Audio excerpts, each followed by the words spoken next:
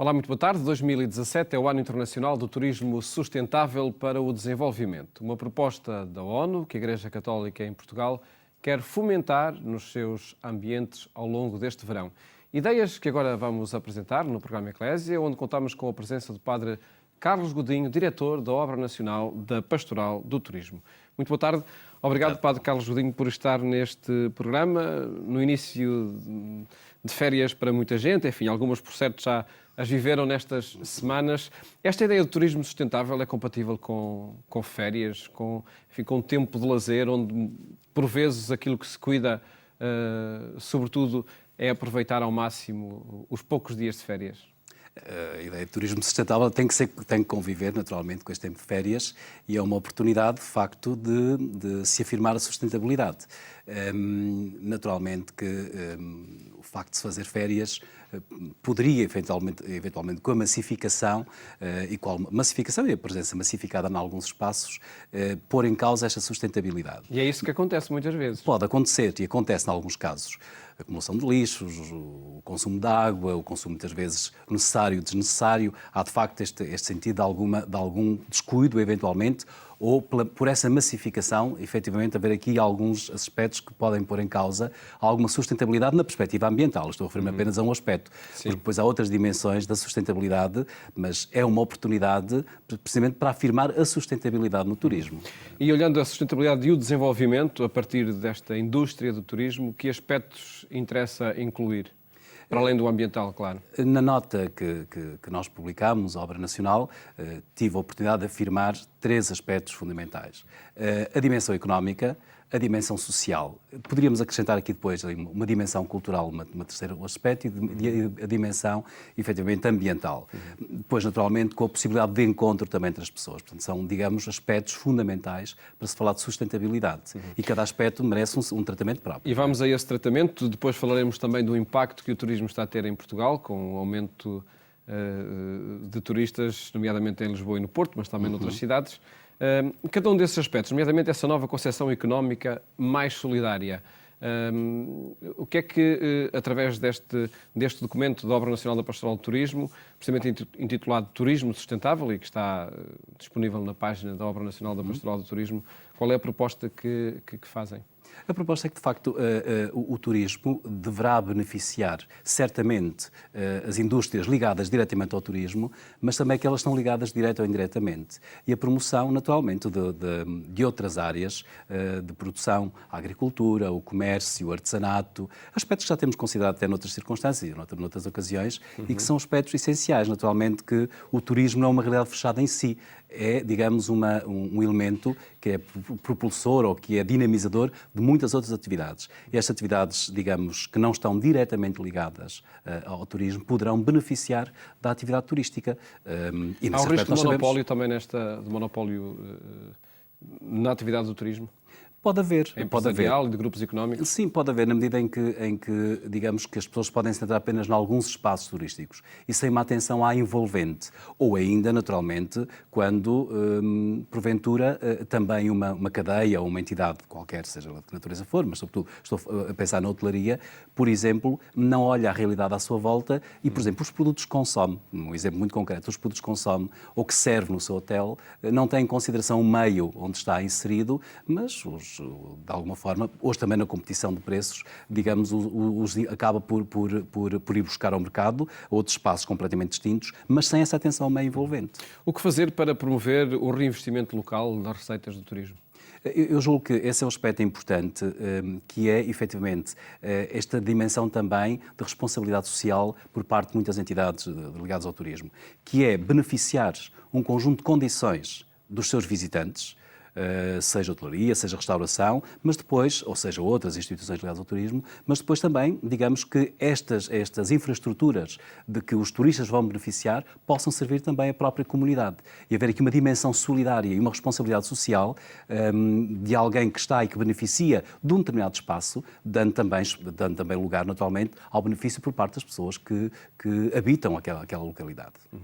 Um outro aspecto que refere neste documento é a valorização e promoção social e cultural de cada comunidade de acolhimento. Há o perigo do turismo se transformar num gueto? Digamos que hoje o grande perigo é da homogeneização.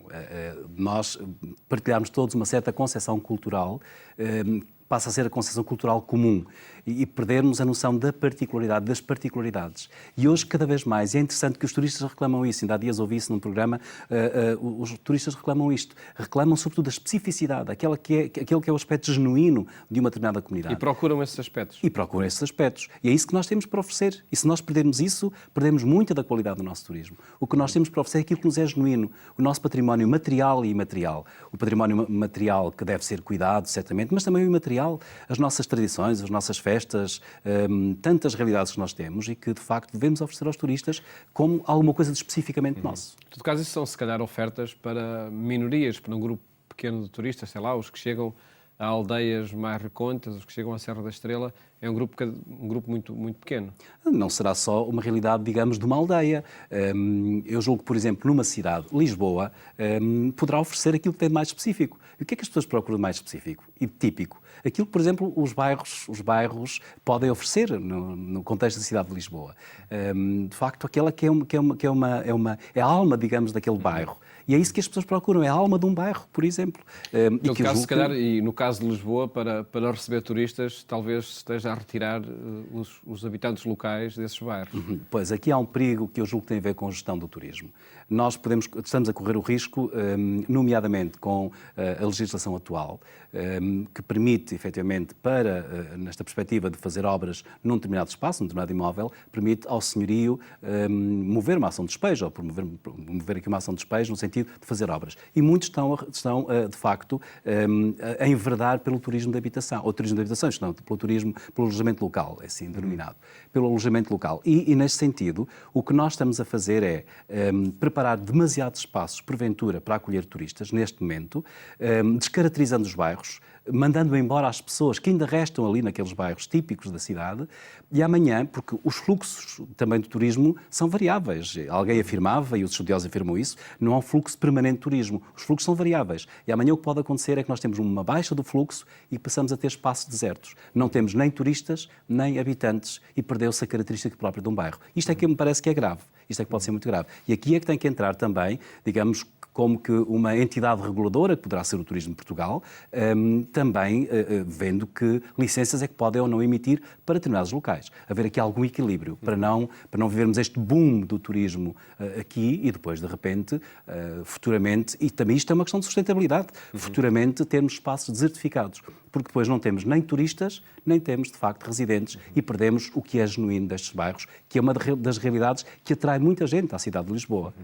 Um perigo, enfim, de zonas mais do interior que pode chegar também a grandes cidades como Lisboa. Sem dúvida. Aliás, nós temos são realidades distintas, é certo. Se por um lado nas aldeias nós temos, digamos, uma desertificação natural e se vão perdendo identidades, é óbvio, não é? Também aí muitas aldeias estão a ser habitadas por turistas, não é? Sim, e essa é uma forma de poder... preparadas só para turistas. Exatamente, é uma forma de as revitalizar. Eu estou a lembrar, por exemplo, uma aldeia que é quase um ícone na zona centro, o Talasnal, na Serra da Lousã. Estou a lembrar, por exemplo, desta. De facto, foi uma aldeia que foi abandonada, ficou deserta e hoje as casas foram sendo recuperadas e, para além de alguns nacionais, também muitos estrangeiros que recuperaram aquele espaço. Mas estas são situações muito específicas. Mas o que nós vivemos num contexto de aldeia e num contexto rural, podemos vivê-lo de outra forma num contexto de cidade, num contexto citadino, que é esvaziar estes bairros, as pessoas passam para as periferias e os centros, aliás, é hoje o problema dos centros das cidades, não é? Entretanto, com este investimento na linha daquilo que acabei de dizer há pouco, a certa altura retiramos as pessoas de lá e amanhã podemos ter estes centros das cidades praticamente desertos, não é? Enfim, uma análise que a Obra Nacional da Pastoral do Turismo faz sobre esta indústria, em franco crescimento, 4 propostas que faz para um turismo sustentável, vimos 2. A terceira está relacionada com o diálogo entre os humanos e a fraternidade entre os humanos.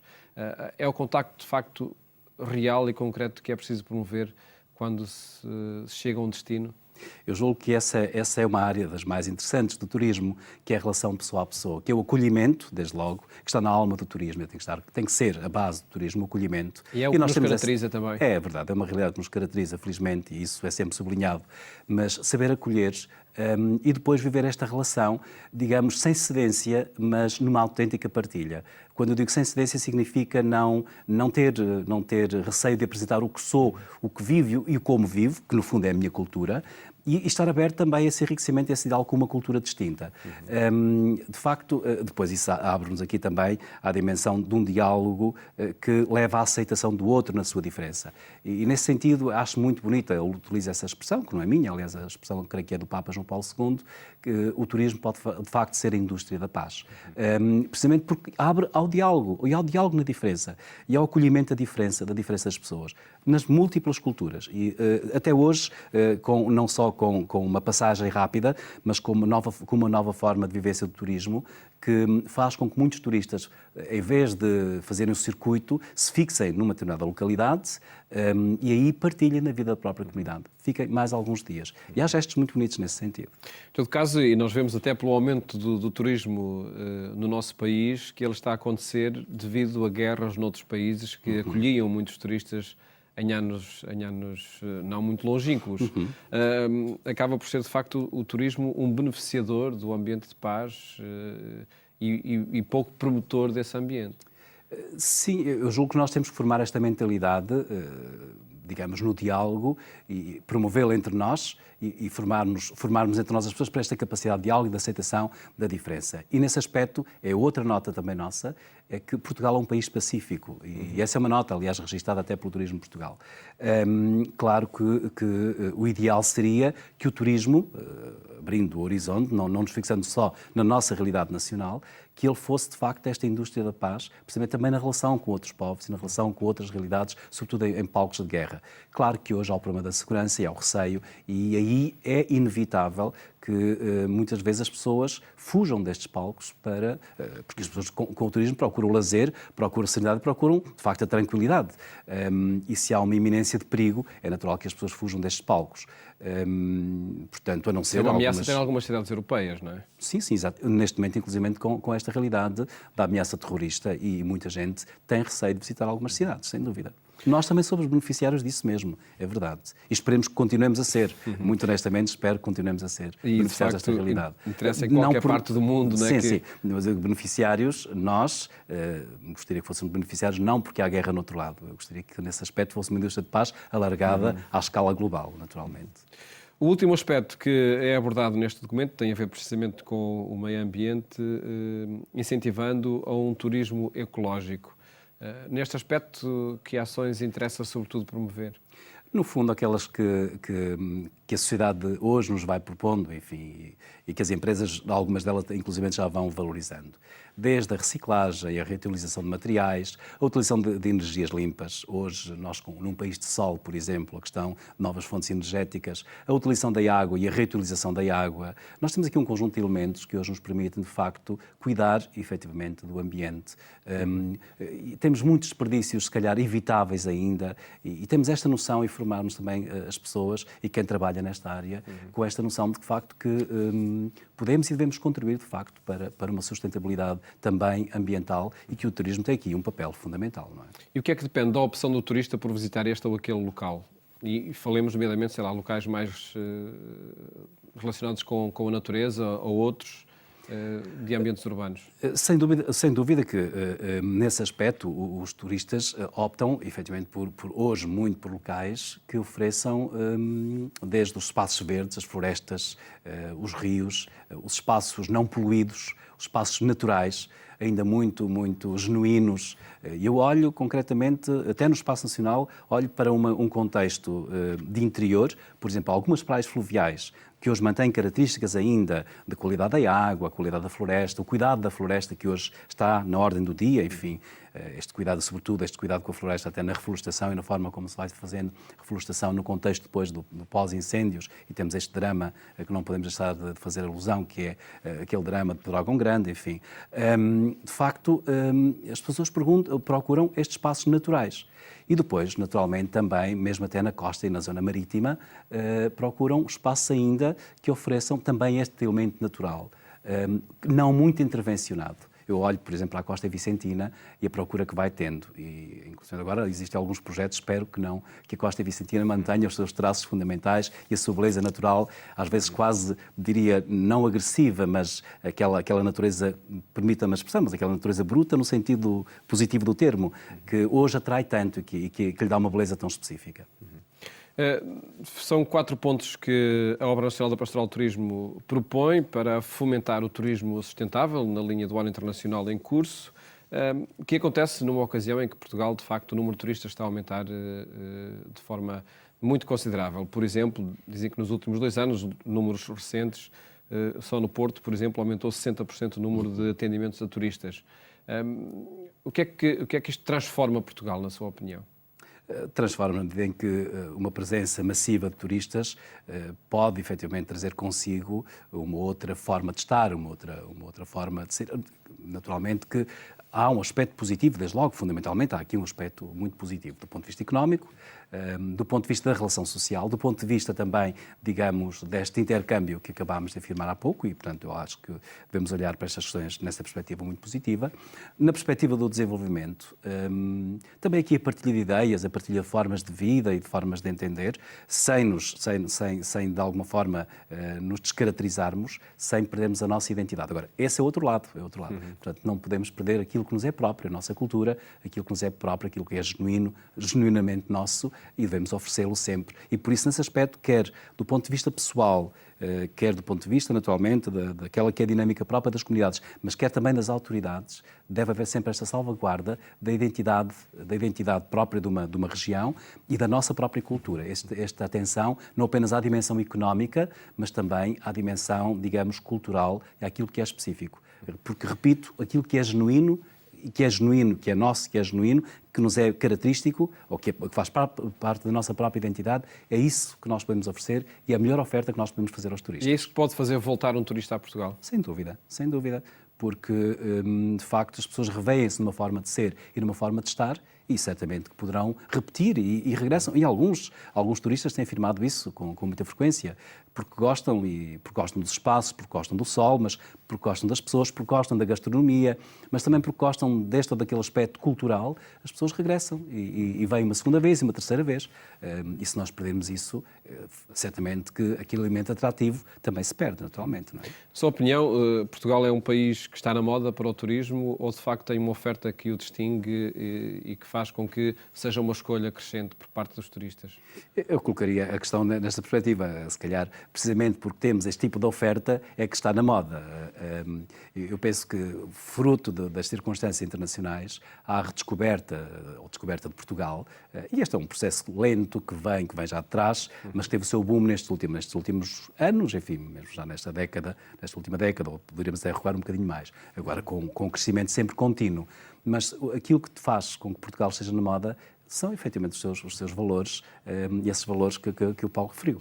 Mas não há que os operadores turísticos não deveriam ter ofertas para além do sol e da gastronomia para os turistas? Sim, eu julgo que se Portugal pode ser procurado a partir de 3 ou 4 aspectos, certamente que há uma imensidão de possibilidades e aí entra depois muita da criatividade, mas sempre fundamentado naquilo que nos é próprio. E naturalmente que sim, que não basta só, por exemplo, numa zona de beira-mar, não basta que eu ofereça o mar, ou não basta que eu ofereça bons restaurantes, enfim, para que as pessoas possam usufruir da nossa gastronomia. É importante que também as entidades locais pensem num bom programa cultural, num bom programa de animação, num bom programa de formação até, efetivamente, enfim, com possibilidades e com propostas distintas. Qual o papel do turismo diversificadas. religioso nesse âmbito?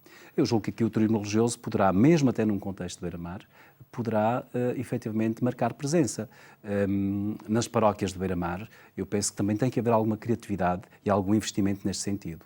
Desde a capacidade de oferta, não apenas de celebrações cuidadas, que é logo o primeiro aspecto, mas depois também a oferta e o convite que é dirigido às pessoas, no sentido de poderem participar numa conferência, num espaço de leitura, num espaço de debate, e nós temos algumas experiências a esse nível. Felizmente temos já, em algumas dioceses, eu regresso aqui, porque já uma vez o referi também, regresso aqui à memória de Dom António Marcelino, em Aveiro, que o fazia, precisamente indo ao encontro das pessoas que estavam em férias na zona da Beira-Mar e ali fazia algumas conferências e debatia alguns temas mais candentes até com algumas das pessoas que ali estavam.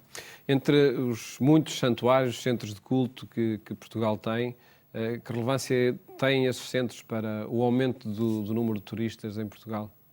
Tem, na medida em que eles são cada vez mais procurados.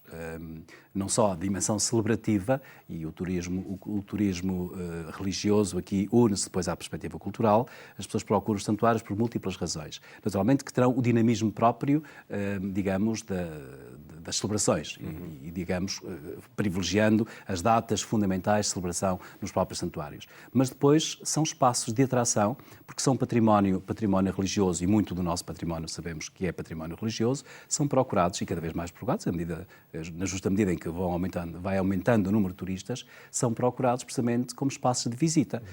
E aí Fátima também é um caso único? Fátima, sobretudo este ano? Sim, Fátima é um caso único. Fátima será sempre entre nós um caso único. Curiosamente, Fátima é um espaço de síntese e é um espaço, digamos, que galvanizou em si uma realidade que era muito mais diversa no espaço. Enfim, antes do fenómeno de Fátima, nós tínhamos alguns santuários regionais que tinham um lugar fundamental e passámos a ter a grande referência, o grande santuário nacional é o Santuário de Nossa Senhora de Fátima, naturalmente, não é? O Santuário de Nossa Senhora do Rosário de Fátima. E outros santuários que, exatamente porque as pessoas passaram a peregrinar para Fátima, outros santuários que decaíram um pouco mais. Isso é um fenómeno normal. Fátima aí faz já um trabalho, enfim, que está em crescimento, nomeadamente agora com a celebração do centenário, em crescimento e hoje com uma capacidade não só de divulgação da mensagem de Fátima, mas com uma capacidade de atração também do ponto de vista do turismo religioso, uma capacidade de atração que lhe é própria, naturalmente, e que vai aumentando exponencialmente, isso sim. E que alarga ou contagia na região centro onde se insere? Sim. E, aliás, também existe depois o esforço por parte das entidades de turismo, e nomeadamente aqui a justiça seja feita à entidade regional de turismo do centro, que tenta também, de alguma forma, valorizar os espaços em torno do próprio Santuário de Fátima. E essa preocupação com roteiros que começam a ser definidos, e eu julgo que isso é muito importante. Mas Fátima não é um local, digamos, que se torne exclusivo. Naturalmente que as pessoas vêm muitas vezes para ir a Fátima, especificamente a Fátima, mas depois aproveitam para conhecer todo o espaço envolvente. E não é só mesmo a zona centro, se calhar mesmo Lisboa e até o Porto. E há muita gente que vem para Lisboa com a perspectiva de ir a Fátima e depois regressa a Lisboa, ou mesmo até ao Porto. Muitos destinos que, por certo, fazem com que o número de turistas em Portugal tenha um aumento tão expressivo como acontece nos últimos anos, a quem se coloca, por certo, este desafio do turismo sustentável, que agradeço ao Padre Carlos Godinho ter apresentado neste programa. Muito obrigado. Felicidades para o trabalho na Obra Nacional da Pastoral do Turismo. Obrigado. Mais logo, acompanhe novamente o programa Eclésia pelas 22h45 na Antena 1. Votos de boa tarde, boas férias, se for o caso. Até amanhã, se Deus quiser.